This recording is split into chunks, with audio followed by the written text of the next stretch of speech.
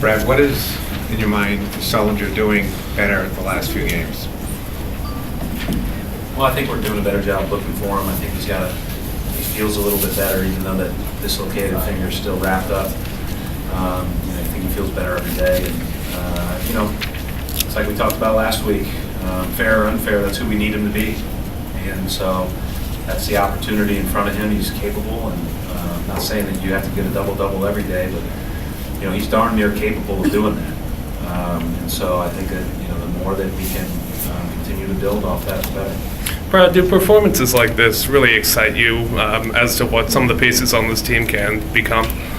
Well, I think the nice part about it is at the end of the day, you had Phil Pressey out on the floor at 22 or 23 years old. You had Kelly Olynyk on the floor. You had Jared Sullinger on the floor. You had a lot of young guys on the floor, but it was also, we had a lot of real savvy basketball players out there, and I think this team is really figuring out what they do best, and individually, and playing off of that. I thought, the guy who probably, and I guess he did fill up the stat sheet a little bit, but I thought the guy who really lifted us in a lot of ways was Gerald. I thought his physicality and toughness all over the court was great. Brad, in the league these days, you're seeing fewer and fewer true post players, but you had two of them going at each other tonight. Just what was it like to watch you? Yeah, well, and ours is a 6'7". That's the one thing, and that's what makes Jared unique. Is he's a big, strong guy that can score over bigger guys in the post. But then that's why it's so critical, and we talked about it, that he continues to work and refine his perimeter game, which he's obviously doing well with. But it's not where it will be someday. It was a battle down there. Cousins is a load down there, and he's, very rarely have we been forced to double this year, and we felt the need to double.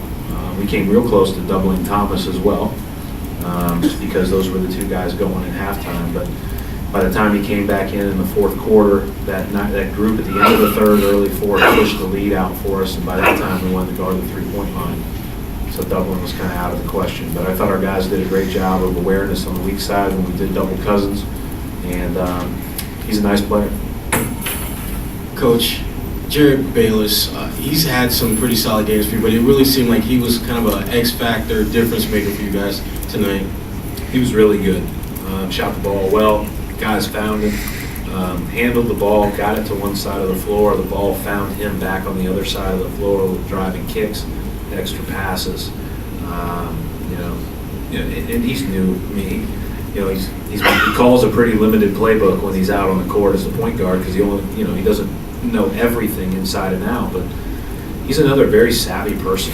He's a smart kid, and does a lot of good things on the basketball court on both ends. So, again, he's a good young guy out there playing very well for us, and improving within our system. Already a good basketball player individually. And even though he's still relatively new to this team, the balancing act that he has to juggle between trying to run those plays and still be a shooter. Just talk about that. Well, the balancing act is between the 1 and the 2, right? Because, some games he will never play the 1. In other games, he'll be our primary 1 at times. And so that's tough when you're just getting here and getting used to it. And, you think the game, and you try to see people's tendencies and the way they best play and where they need to be. And, Jeff and Avery at the 2 and the 3 are much different than Gerald and Jeff at the 2 and the 3 if you're the one directing it. And so you have to think about all of that stuff. And, it's a tall task, but he's done a pretty good job in the first month with us, I think. I've been very pleased with how he's played. And I've been on him pretty good. I've probably been harder on him than a lot of these guys, because he's got to play a couple of positions. Yeah, Coach, you alluded to Gerald and his contribution. Can you just talk about that tonight? I thought he was great. Came up with big effort rebounds. Came up with steals. He's an aggressive guy, and I think that aggressive players have a contagious effect. And that's one of the reasons why too. I think Chris Johnson adds when he comes into the game. He brings a nice aggression. He'll stick his nose in there for balls. He'll come up with rebounds. So he'll get an offensive rebound put back. a transition basket, a tough finish, those things add up and make the team better. It's good to see Gerald play like that. It was a really tough week for Gerald last week. And, he said it. I think I read where he said it's nice to be back and kind of back in the comfort zone of playing because it was a tough week for him. And, you can kind of see that he's just excited to be out there. Brad, this is a tough but simple question, but what is Jared Sullinger's ceiling? How high does he reach? He's not there. That's the good news.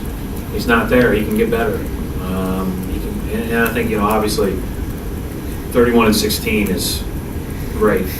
Can you do that every night? No one in the league is doing that every night. But the bottom line is as he continues to improve, as he continues to get more games underneath his belt, as he continues to get further away from the surgery and gets another, more freshness, and another summer of work and all of those things, I just think that, the sky's the limit.